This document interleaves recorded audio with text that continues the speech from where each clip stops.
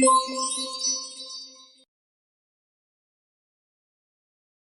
boys won't hesitate to run up on your boy. 엉덩이 꽉꽉꽉 남자들은 탐탐탐 내 입술 냠냠냠 어디 가도 당당당 등장은 짜짜짜 삐자삐자 팡팡팡 디스코 팡팡팡 냠 어디 가도 당당당 등장은 짜짜짜 삐자삐자 팡팡팡 디스코 팡팡팡 Glikolisis. Nah, pada kali ini kita akan membahas pengertian serta reaksi yang terjadi di glikolisis. Nah, glikolisis merupakan proses pengubahan molekul glukosa menjadi asam pirufat dengan menghasilkan NADH dan ATP. Glikolisis terjadi di sitosol. Persamaan reaksi glikolisis yaitu glukosa ditambah 2 ADP tambah 2 PI tambah 2 NAD+ menjadi 2 asam pirufat tambah 2 ATP tambah 2 NADH.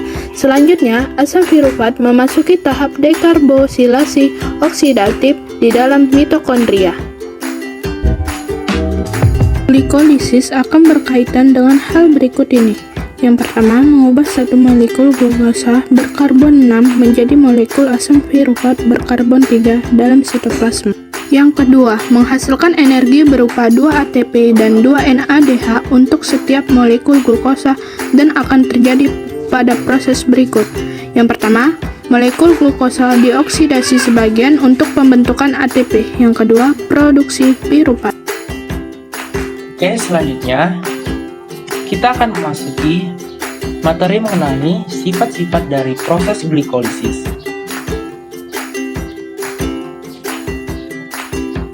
Nah, jadi tadi udah dijelasin dengan jelas tahap proses glikolisis, yaitu reaksi pemecahan gula menjadi senyawa asam pirufat dengan residu NADH dan ATP.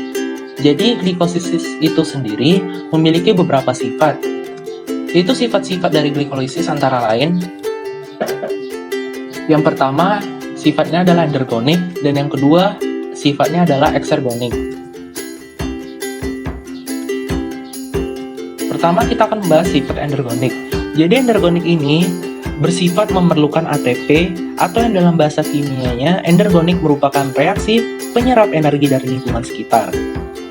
Nah, endergonik ini di tahap reaksi glikolisis terjadi pada tahap ke-1 yang akan dijelaskan materi selanjutnya. Lalu juga endergonik ini terjadi pada reaksi ke-3. Lalu sifat kedua yaitu sifat eksergonik.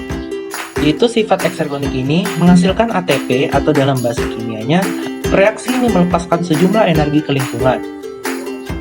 Nah, beberapa contoh dari tahap reaksi ini terjadi pada tahap 7 dan juga terjadi pada tahap ke-10 atau yang terakhir. Oke, jadi tadi sudah dijelaskan. Nah, selanjutnya kita akan mendengarkan penjelasan dari tahap glikolisis itu sendiri. Tahap glikolisis. Berikut adalah tahap-tahapannya. Tahap 1. Glukosa sebagai senyawa yang ingin dipecah diubah menjadi glukosa 6-fosfat. Glukosa membutuhkan fosfat yang didapatkan dari ATP yang nanti akan dipecah menjadi ADP. Tahap 2. Glukosa 6-fosfat diubah menjadi fruktosa 6-fosfat yang merupakan isomernya. Tahap 3. Fruktosa 6-fosfat diubah menjadi fruktosa 1,6-diafosfat, yang berarti membutuhkan 2 fosfat. Karena kekurangan 1 fosfat, maka didapatkan lagi dari ATP yang kemudian diubah menjadi ADP.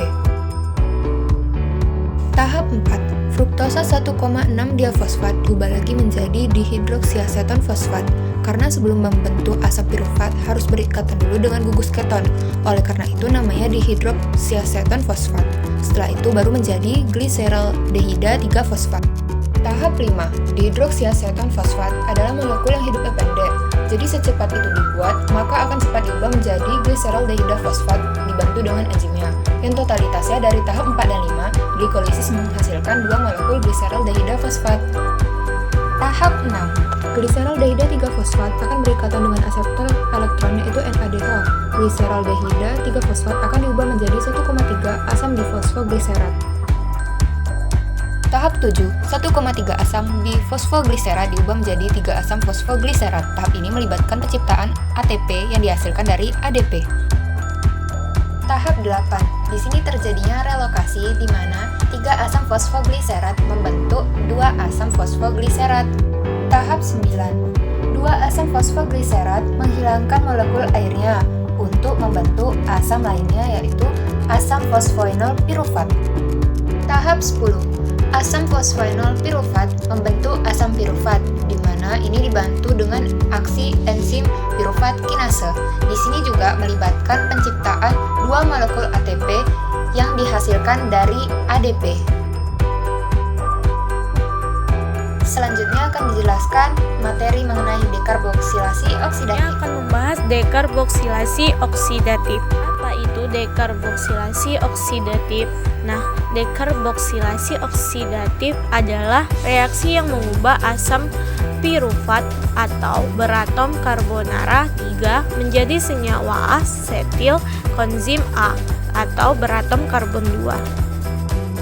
Reaksi dekarboksilasi oksidatif ini sering disebut sebagai reaksi antara atau menghubungkan glikolisis dan siklus Krebs. Nah, sekarang kita akan masuk ke dalam tahap-tahap dekarbolisasi oksidasi.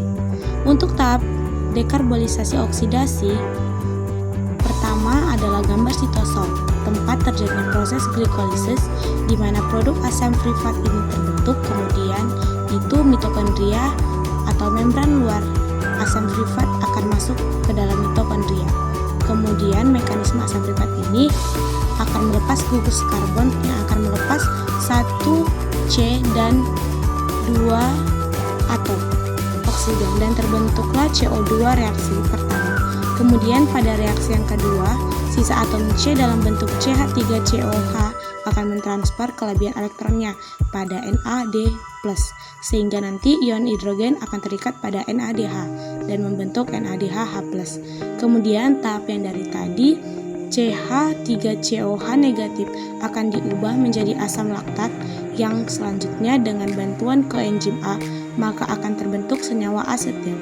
Koenzim A setelah terbentuk maka akan siap dilanjutkan pada tahap berikutnya yaitu pada tahap siklus Krebs.